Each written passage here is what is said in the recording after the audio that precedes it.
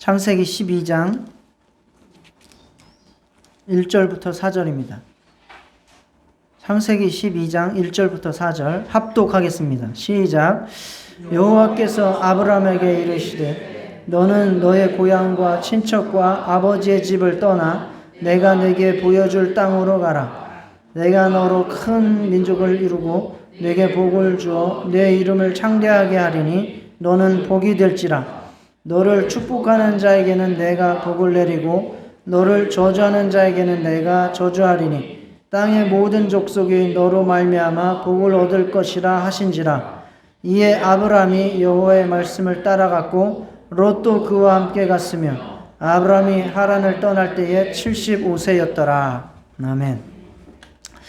예, 지난주에는 아브라함이 부름을 받고 그러나 60세쯤부터 부름을 받아서 75세까지 지체하다가 다시 리콜링, 재부르심을 받고 이제 순종하는 과정을 살펴봤습니다. 따라서 하나님의 부름 받은 우리도 우리 자신을 온전히 비우고 또 우리가 우상으로 이끌리고 있다면 그것들을 버리고 떠나야 된다라고 하는 말씀을 나눴습니다. 오늘은 아브라함에게 약속하신 복을 살펴보도록 하겠습니다. 자, 하나님께서 아브라함에게 주신 복들이 여러 가지가 있어요. 우리가 오늘 본문에 읽었죠. 한번 무슨 복이 있는지 여러분들이 한번 찾아보실래요? 자, 2절, 3절을 보면 나오죠. 여러분들이 무슨 복을 받고 싶어요? 내가 너로 큰 민족을 이루고 내게 복을 주어 내 이름을 창대하게 하리니 너는 복이 될지라. 너를 축복하는 자에게는 내가 복을 내리고 너를 저주하는 자에게는 내가 저주하리니 땅의 모든 족속이 너로 말미암아 복을 얻을 것이라. 이게 아브라함에게 약속하신 축복입니다. 어떤 복을 받고 싶으세요? 욕심쟁이. 네. 다 받으시기 바랍니다. 예, 뭐 자손의 복도 있고 땅의 복도 있고 이름이 창대되는 복도 있고 그 다음에 지켜주신다는 복이죠. 나를 저주하는 자를 저주하고 나를 축복하는 자를 축복해 준다는 것은 나를 지켜주시고 보호해 주신다는 거죠. 그리고 네가 복이 될지라. 복의 근원, 복의 통로가 된다는 것이죠. 나로 말미암아 다른 사람이 복을 받게 되는다. 그 말씀을 하고 있습니다. 이런 한 4-5가지의 이제 복을 말씀하고 있습니다. 그래서 우리는 이 복을 허영순 권사님이 가만히 계세요. 말을 자꾸 시키지 말고. 네. 우리는 이 아브라함의 복을 우리가 다 받을 수 있고 또 받아야 된다라고 말씀하고 있습니다. 갈라디아서 3장 9절을 같이 읽겠습니다. 시작. 그러므로 믿음으로 말미암은 자는 믿음이 있는 아브라함과 함께 복을 받느니라. 예, 믿음으로 말미암은 자는 믿음이 있는 아브라함과 함께 복을 받느니라. 우리는 아브라함과 함께 복을 받는 자들입니다. 이것을 믿으시기 바랍니다.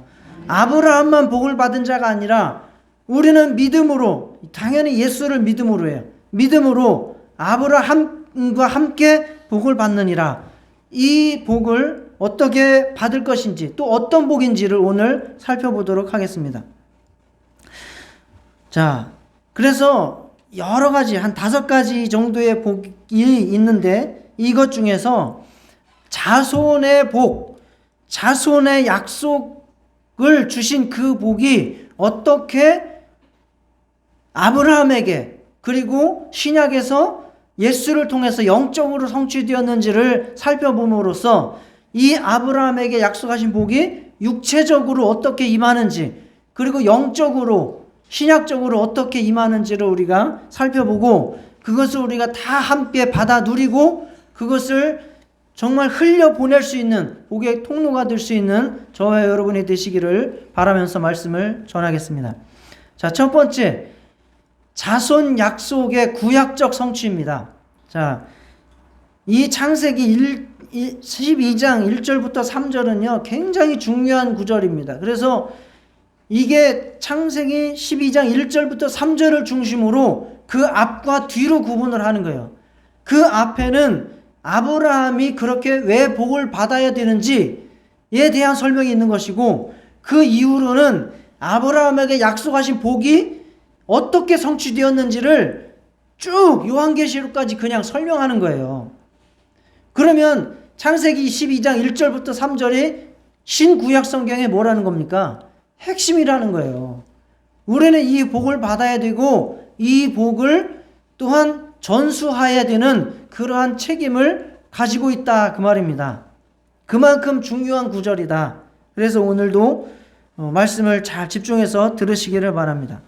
자, 아브라함에게 약속하셨어요. 너로 큰 민족을 이루게 하고, 큰 민족을 이루려면 무엇이 필요합니까? 땅도 필요하죠. 자손이 필요합니다. 자손이 있어야 그 자손을 통해서 큰 민족이 되죠. 그러나 지금 아브라함의 나이 75세인데 자식이 있습니까? 없습니까? 없습니다. 100세까지도 없었습니다. 그러니까 이 하나님께서 약속하신 큰 민족을 이룬다, 이것이 과연 아브라함에게 이루어질 것인가 의문이 가죠. 그런데 구약 성경은 이 아브라함에게 약속하신 큰 민족을 이루고 그 큰 민족을 이룰 자손을 허락하시는 내용이 구약 성경에 쓰인 겁니다. 자, 보실까요? 처음에 아브라함 한 사람으로부터 시작해서 그 민족이 구약 성경에 어떻게 퍼져나가는가? 아브라함의 아들이 누구죠? 이삭 한 명 낳았어요. 그죠? 약속의 자손은 한 명이에요. 그리고 이삭의 아들이 누구죠? 야곱과 에서 둘이에요. 그리고 야곱의 아들은 누구죠? 12명이에요. 야곱의 아들 12명. 그래서 야곱의 아들 12명 때에 어디로 내려갔습니까? 기근이 들어서 어디로 양식을 구하러 갔어요? 애굽에 갔죠. 애굽에 가서 거기서 눌러 앉아버렸죠. 누구 덕분에? 요셉 덕분에. 요셉 덕분에 애굽의 터를 잡고 눌러 앉았습니다. 자, 그런데 그곳에서 시간이 흘렀더니 출애굽기 1장 7절에 보니까 이스라엘 자손은 생육하고 불어나 번성하고 매우 강하여 온 땅에 가득하게 되었더라. 온 땅에 가득해서 몇 명? 200만. 추측 200만. 자, 출애굽기 12장 37절에 보면 이스라엘 자손이 람셋을 떠나서 숫곳에 이르니 유와 외에 보행하는 장정이 60만. 20세에서 60세까지 장정만 60만. 자, 아브라함 한 사람에서 지금 시간이 흘러서 출애굽기에 몇만? 60만. 어린 아이 여인까지 다 합치면 뭐 200만, 300만 이렇게 되겠죠. 이렇게 늘어났어요. 그러다가 그게 가장 극대로 늘어났을 때가 바로 다윗과 솔로몬 때입니다. 다윗 때에 인구조사 한번 했죠. 물론 그 인구조사 하다가 혼나긴 했죠. 그런데 사무엘하 24장 9절에 보면 그 인구조사 했을 때 요압이 백성의 수를 왕께 보고하니 곧 이스라엘에서 칼을 빼는 담대한 자가 80만이요 유다 사람이 50만 명이더라. 이스라엘과 유다로 나뉘어서 계산했을 때에 이스라엘 사람, 즉 북이스라엘 사람이 80만이고 남유다 사람이 50만이라. 그러면 몇 만이에요 합쳐서? 130만. 자, 처음에 출애굽할 때 몇 만? 60만. 지금 몇만? 130만. 2배가 늘었어요. 2배가. 그죠? 그래서 솔로몬 때는 이와 같이 말씀합니다. 내가 너에게 큰 복을 주고 내 씨가 크게 번성하여 하늘의 별과 같. 이거는 창세기. 자, 여기에 뭐라 그랬어요? 바닷가의 모래와 같게 하리니 그랬죠? 이 말씀이 어디 나오냐? 열왕기상 4장 20절에 유다와 이스라엘 인구가 바닷가의 모래와 같이 많게 되매 라고 했어요. 그러면 창세기 22장 17절에 약속하신 바닷가의 모래와 같게 하신다는 말씀이 어디서 이루어졌다? 솔로몬 때에 이루어졌다는 거예요. 이게 솔로몬 때거든요. 솔로몬 때에 이루어진 거예요. 바닷가의 모래와 같이 많게 되었다라고 말씀을 하고 있어요. 그래서 이스라엘 사람들이 그들이 바라는 최고의 시대는 언제냐? 다윗왕 때죠. 다윗왕 때 기초를 다 놓고 열매를 따먹은 사람이 솔로몬이니까. 그래서 이스라엘 국기에 보면 별 하나 있죠. 그 별이 무슨 별이에요? 누구의 별? 다윗의 별이에요. 아직도 그들은 누구를 기다리고 있습니까? 메시아, 다윗과 같은 왕이 나오기를 기다리고 있는 거예요. 이후에 그런 시대가 없었다는 거예요. 이때가 이스라엘의 극도로 부흥했을 때, 최고로 번성했을 때, 영토도 마찬가지. 자, 그러나 그때를 기점으로 해서 그 이후로 솔로몬이 이제 망조를 들게 한 이후로 점점 타락을 길을 걸어갔죠. 그래서 이 선지자들의 보고를 듣고 이야기를 들으면 이사야 32장 14절에도 보면 궁전이 폐함바되며 인구 많던 성읍이 적막하며 인구 많던 성읍이 어떻게 된다고요? 적막해진다고요. 오벨과 망대가 영원히 구려리 되며 들나귀가 즐기는 곳과 양떼의 초장이 되려 사람이 많던 성읍이 황폐해진다고요. 황폐해진다. 자, 그래서 결국 포로로 다 끌려나간 걸 말하는 거예요. 다 이방 땅으로 쫓겨가고 끌려가고 이방 민족들이 예루살렘에 들어와 살고 그러다가 마지막 70년이 지나가지고 이제 다시 예루살렘으로 유다인들이 복귀를 하는데 그 인구가 몇 명이었어요? 42,360명이에요. 출애굽 때의 인구의 10분의 1도 안 되는 숫자가 지금 모인 거예요. 이게 바로 구약 성경에서 아브라함의 자손을 약속하신 복이 어떻게 성취되고 이루어졌는지를 말씀하고 있는 겁니다. 이 말씀을 통해서 우리는 몇 가지 교훈을 얻을 수 있죠. 첫째, 하나님께서 불가능할 것 같은 상황이지만 큰 민족을 이루게 하겠다고 하신 약속 지키셨습니까? 안 지키셨습니까? 지키셨습니다. 나이가 75든 100이든 하나님은 그 약속을 지키셨습니다. 그리고 아브라함은 마찬가지로 그런 힘들고 어려운 상황 속에서 믿음을 가졌다라는 것이 중요한 겁니다. 또 하나는 불순종을 하면 하나님의 약속의 성취는 어떻게 된다? 후퇴된다는 거예요. 누구 때 이후로 후퇴됐습니까? 솔로몬 때 이후로 하나님의 약속, 육체적인 복을 말하는 게 물론 그 약속의 성취는 후퇴됐어요.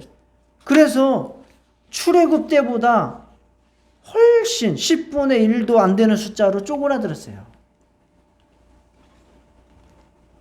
그래서 믿음이란 현실적으로 이루어진 것이 별로 없어도 언젠간 하나님께서 이루어질 것이라고 하는 것을 끝까지 믿고 포기하지 않는 것이 바로 믿음입니다. 아브라함에게 이러한 믿음이 있었기 때문에 100세의 아들을 이삭을 얻을 수 있었고 그가 믿음의 조상이 될 수 있었던 겁니다. 반대로 불순종을 하게 됨으로써 이스라엘은 하나님의 약속의 성취가 쪼그라들고 후퇴되는 결과를 보게 될 수밖에 없었습니다. 우리도 마찬가지로 하나님의 약속을 말씀을 순종하며 복을 받습니다. 영적인 복뿐만 아니라 육체적인 복도 받습니다. 저는 하나님의 약속 그대로 믿습니다. 그러므로 육체적인 복을 받기 위해서는 믿음을 가지고 순종을 하셔야 됩니다. 순종할 때 복을 받는다. 순종을 하지 않으면 복을 성취할 수 없습니다. 이것이 아브라함의 자손의 복에 대해서 육체적으로 성취된 그 상황을 보면서 우리가 교훈을 얻을 수 있는 겁니다. 둘째, 그러면 하나님께서 정말 큰 민족을 이루게 하시겠다고 하셨는데 마지막에 보니까 완전 쪼그라들어 버렸어요. 그러면 실패했네요.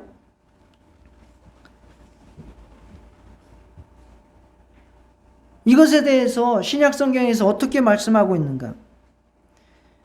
하나님께서 약속하신 자손, 이게 이제 옛날 성경은 씨라고 나오고 이게 제라인데, 히브리어로 제라인데 단수로 쓰였어요. 단수. 자손이 한 명이다 그 말이에요. 한 명이다. 창세기 13장 15절에 보이는 땅을 내가 너와 내 자손에게, 씨에게 주리라. 그 자손 한 명에게 주리라는 거예요. 그리고 17장 8절에도 내가 너와 내 후손, 여기서 후손도 단수예요. 한 명이 한 명. 그러면 이것이 아브라함의 약속하신 자손이 문자적으로는 누굽니까? 이삭이죠. 문자적으로는 이삭입니다. 그러면 구약 성경이 끝나면서 그 약속에 쪼그라들고 성취되지 못했으니까 하나님의 뜻이 실패했나요? 신약 성경에서 뭐라고 말씀하냐면 이 구약 성경에서 말한 아브라함의 자손, 후손, 이 씨가 누구냐? 신약 성경에서는 이 씨를 누구라고 말합니까? 예수 그리스도라고 말합니다. 아유, 목사님이 억지 해석하는 거 아니에요? 아니고요. 갈라디아서 3장 16절 같이 읽겠습니다. 시작. 이 약속들은 아브라함과 그 자손에게 말씀하신 것인데 여럿을 가리켜 그 자손들이라 하지 아니하시고 오직 한 사람을 가리켜 내 자손이라 하셨으니 곧 그리스도라. 한 사람을 가리켜 내 자손이라 하셨다. 그게 누군데요? 누구라고요? 예수라고요. 그래서 결국 아브라함에게 약속하신 그 자손 씨는 바로 예수 그리스도입니다. 그래서 마태복음 1장에 예수님의 족보를 말할 때 아브라함과 다윗의 자손 예수 그리스도의 세계라 라고 적고 있는 겁니다. 이게 바울 사도만 이렇게 말했느냐? 아니요. 베드로 사도도 이렇게 얘기했어요. 사도행전 3장 25절 26절에 보면 밑에 아브라함에게 이르시기를 땅 위의 모든 족속이 너의 씨로 말미암아 복을 받으리라 하셨으니 하나님이 그 종을 세워 복 주시려고 너희에게 먼저 보내사 너희로 하여금 돌이켜 각각 그 악함을 버리게 하셨느니라. 그 씨, 너의 씨로 말미암아 복을 받으리라 했을 때 그 씨가 바로 예수 그리스도를 말하는 겁니다.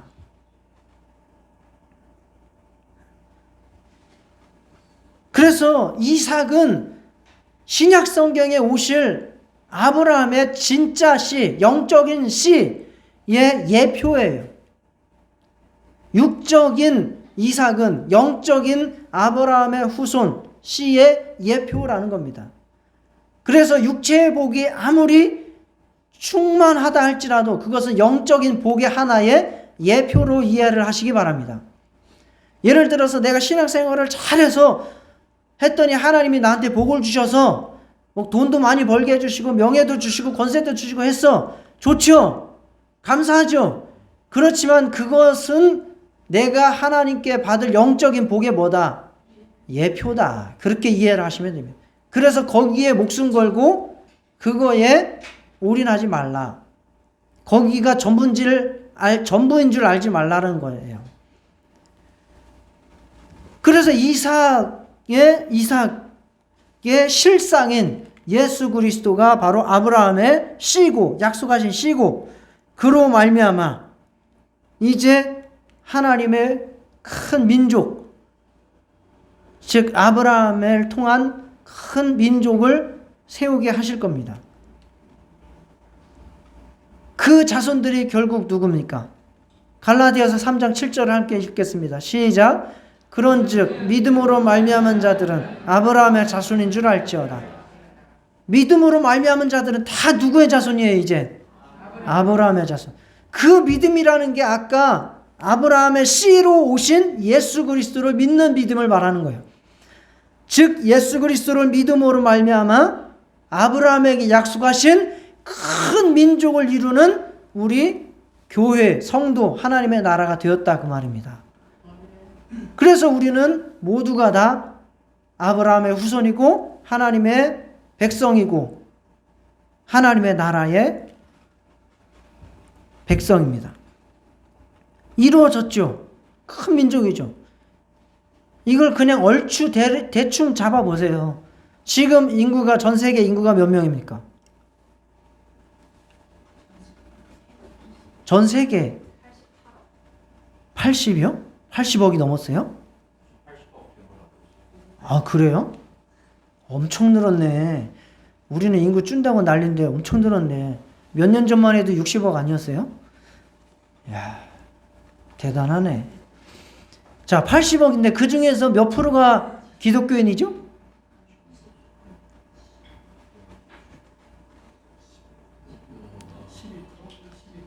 그러니까 실질적으로는 모르고 그냥 통계상으로 보면 한 20%를 잡아요. 그러니까 이것저것 포함해서. 그럼 80억에 20%면 몇 명입니까? 16억이죠. 16억이에요. 그런데 16억이 전 세대를 통한 게 아니에요. 만약에 2000년을 따졌을 때에 한 세대를 100년으로 친다면 16억에 지금 100년이 20번 지났잖아요. 16억 곱하기 100 해보세요. 그럼 얼마예요? 16억 곱하기 100. 1600억? 그냥 대충 보수적으로 계산을 해도 아브라함의 후손은 1600억이 넘어요.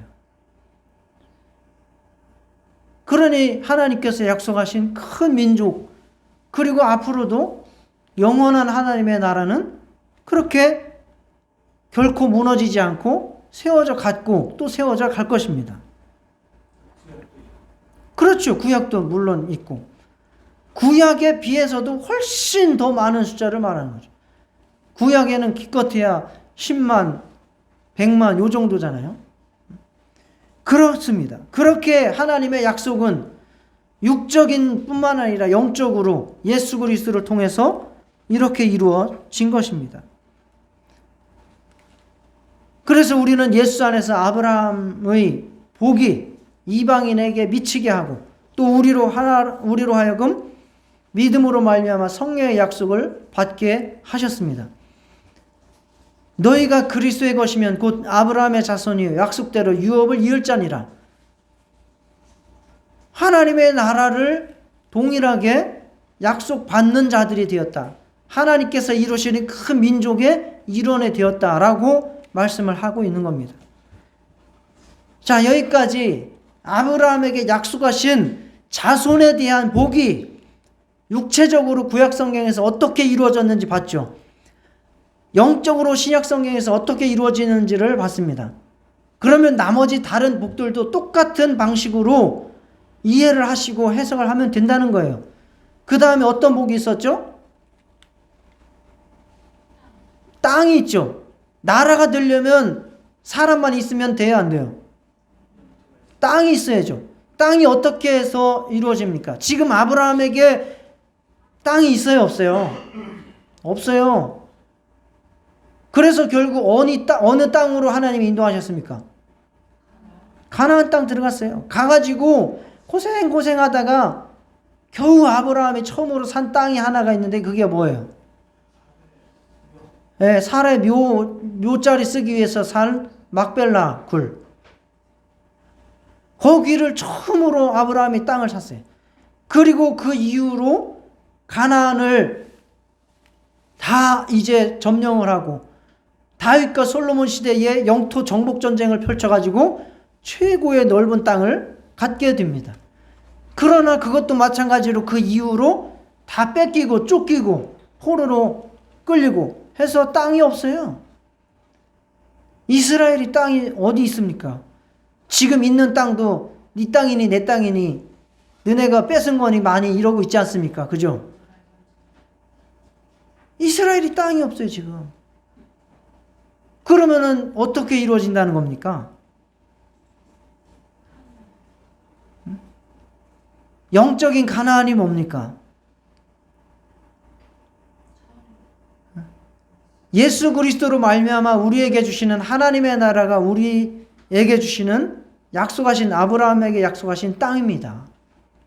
히브리서 11장 16절을 같이 읽겠습니다. 시작. 그들이 이제는 더 나은 본향을 사모하니 곧 하늘에 있는 것이라. 이러므로 하나님이 그들의 하나님이라 일컬음을 부끄러워하지 아니하시고 그들을 위하여 한 성을 예비하셨느니라. 아브라함도 하나님이 보내주실 성을 기다렸다는 거예요. 본향을 기다렸다는 거예요. 그래서 자기 고향으로 돌아가지 않고 하나님이 약속하신 그 약속을 따라서 살았다 그 말입니다. 저와 우리도 하나님께서 우리에게 약속하신 땅이 있습니다. 그게 바로 예수 그리스도를 통해서 우리에게 허락하시는 하나님의 나라입니다. 그 땅은 물리적인 땅이 아니라 영적인, 정말 누구도 빼앗을 수 없고 내가 믿음으로 하나님 앞에 약속받은 대로 성취하는 땅입니다. 천국은 침노하는 자의 것이라. 그곳은 누구와 경쟁할 필요도 없습니다. 내가 하나님 앞에 믿음으로 나아가면 그 약속대로 주시는 땅, 바로 하나님의 나라가 저와 여러분에게 약속되어 있습니다. 이 하나님의 나라를 믿음으로 소유하시기를 축원합니다. 또 다른 것도 많이 있죠. 땅, 또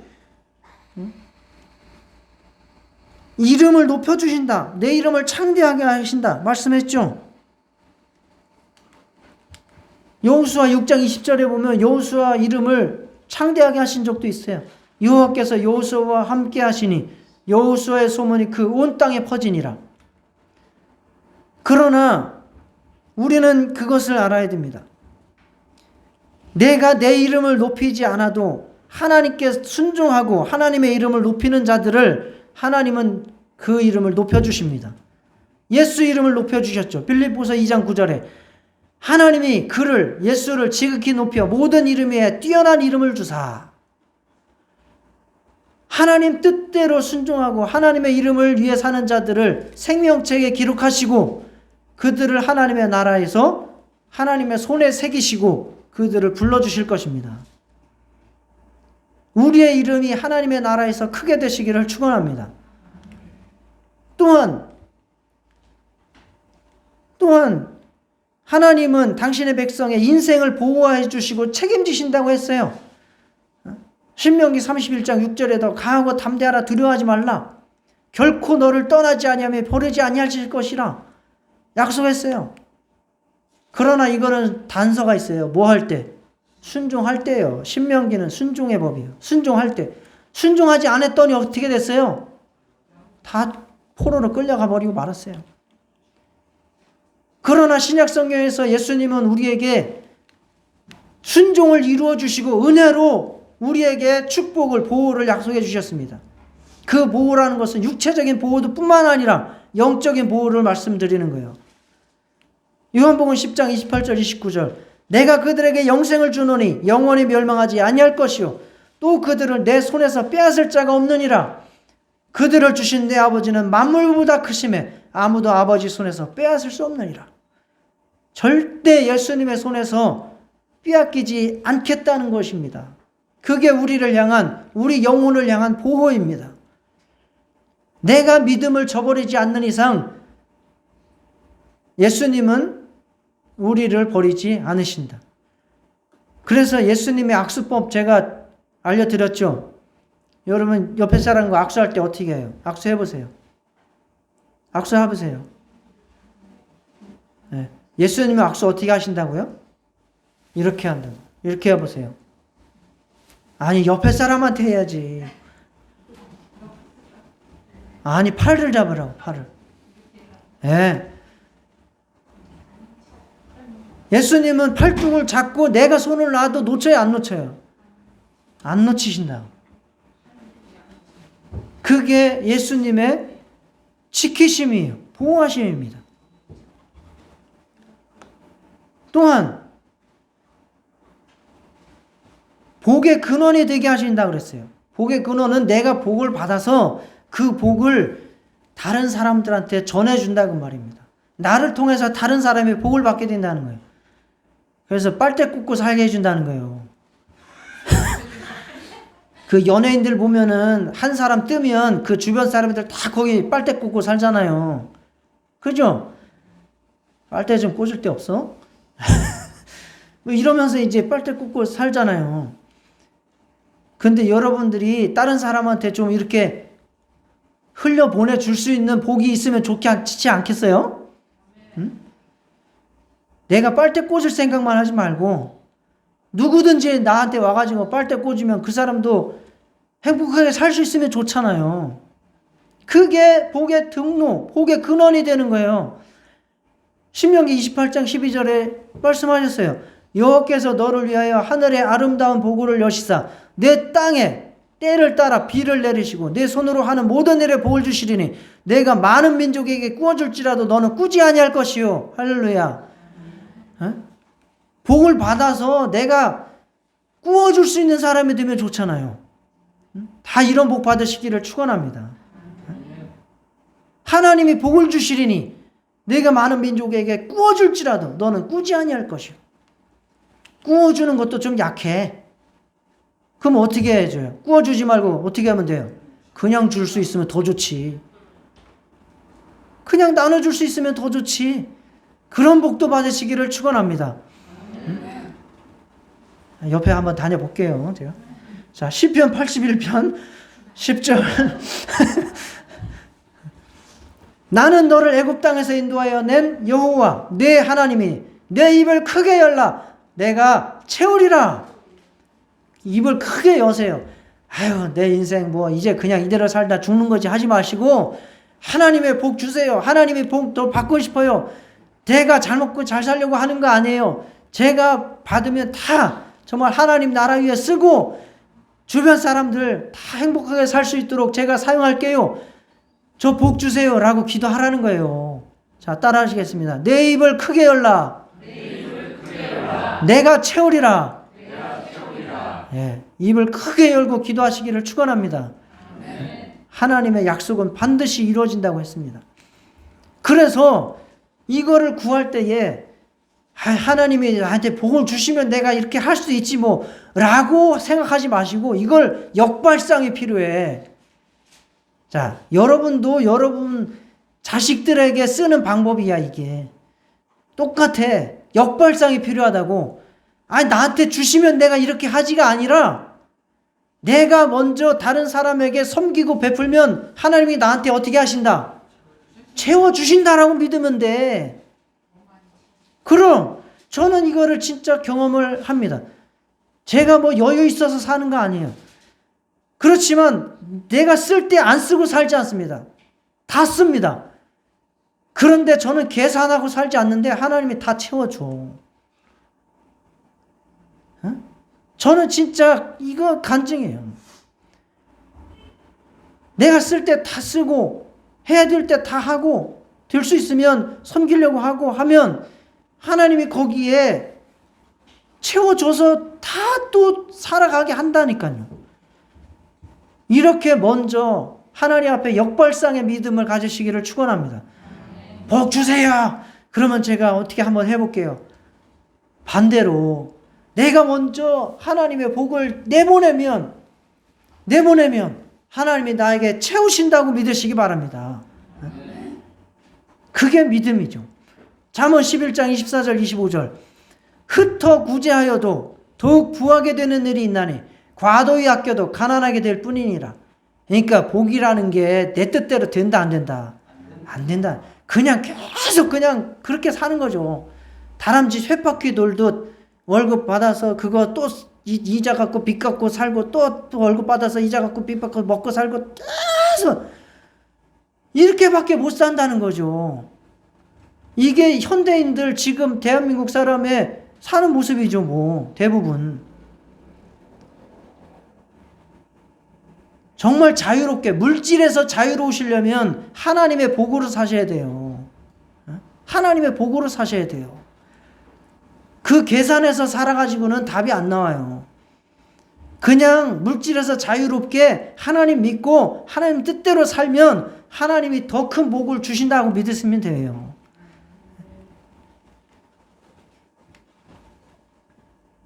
자, 이러한 복, 육체적인 복의 통로도 중요합니다. 그러나 더 중요한 것, 예수 그리스도를 믿음을 통해서 우리에게 주시는 영적인 복을 받으시기를 축원합니다. 그것이 바로 구원이요, 하나님의 나라요, 생명이요, 죄사함이요, 하나님의 은사요, 하나님의 능력입니다. 요한복음 20장 23절, 예수님께서 제자에게 하신 말씀이에요. 제자들에게 하신 말씀이에요. 다 같이 읽겠습니다. 시작. 너희가 누구의 죄든지 사하면 사하여질 것이요 누구의 죄든지 그대로 두면 그대로 있으리라. 엄청난 권세죠. 어떤 사람한테 딱 내가 너의 죄를 사하노라. 이렇게 하면 된다는 거예요? 아무나 길 가다가 너 이리 와. 내가 너의 죄를 사하노라. 이러면 된다는 거예요? 안 된다는 거예요? 그게 아니면 뭐예요 그러면? 내 안에 있는 믿음을, 내 안에 있는 복음을, 내 안에 있는 예수를, 내 안에 있는 생명을 옆 사람에게 전달시킬 수 있다 그 말이에요. 알려줄 수 있다. 전할 수 있다. 그래서 그도 죄사함을 받게 하고 그도 하나님의 복을 받게 하고 하나님의 능력으로 살게 할 수 있다 그 말입니다. 이거 놀라운 권세고 놀라운 축복입니다. 심지어는 이거 누구한테도 안 맡기신 일이에요. 천사에게도 안 맡긴 일이에요. 이거는 천사도 흠모하겠네. 찬양 있잖아요. 천사도 흠모하겠네. 우리가 복음을 전할 때에 천사가 부러워서 죽으려고 한다는 것을 아시기 바랍니다. 아, 나도 복음 전하고 싶은데 나에게는 그러한 권한이 없네. 아, 사람은 좋겠다. 복음을 전할 수 있어서. 자, 따라 하시겠습니다. 사람은 좋겠다. 복음을 전할 수 있어서. 천사가 그렇게 생각하고 있다니까요. 이 복음을 전하는 거는 진짜 예수 믿는 사람의 특권이에요.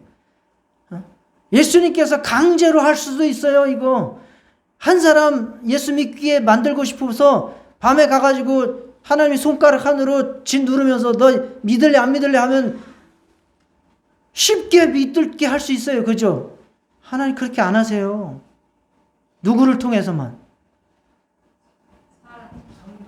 믿는 자를 통해서만 하시는 거예요. 이게 바로 아브라함에게 주신 복의 통로, 생명의 통로가 되는 축복입니다.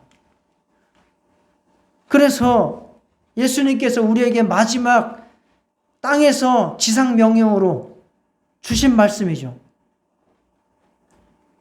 하늘과 땅의 모든 권세를 내게 주셨으니 그러므로 너희는 가서 모든 민족을 제자로 삼아 모든 민족을 제자로 삼아 아버지와 아들과 성령의 이름으로 침례를 베풀고 내가 너희에게 분부한 모든 것을 가르쳐 지키게 하라. 볼지어다 내가 세상 끝날까지 너희와 항상 함께 있으리라.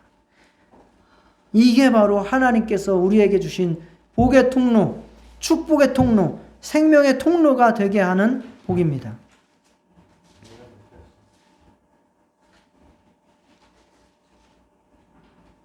하나님은 당신의 약속대로 이 땅에서도 보호하시고 복을 주실 것입니다. 또한 예수님을 통해 영원한 나라와 그 축복 우리에게 허락하셨습니다. 정말 우리의 근시안적인 생각을 버리고 하나님의 말씀을 따라서 믿음의 행진을 나아가시기를 축원합니다. 우리가 복을 받아서 정말 생명을 충만히 받아서 하나님의 나라를 완전히 소유해서 그 복을 우리 주변 사람에게, 교회에, 또 가족들에게, 이 땅에, 이 나라에 전하고 증거 삼는 저와 여러분 되시기를 축원합니다. 다 같이 복을 받게 하소서, 생명을 받게 하소서, 복의 통로가 되게 하소서, 복음의 전달자가 되게 하소서. 다 같이 기도하시겠습니다. 하나님 아버지, 주님께서 은혜 베풀어 주시옵소서. 하나님 아버지, 은혜 베풀어 주시옵소서.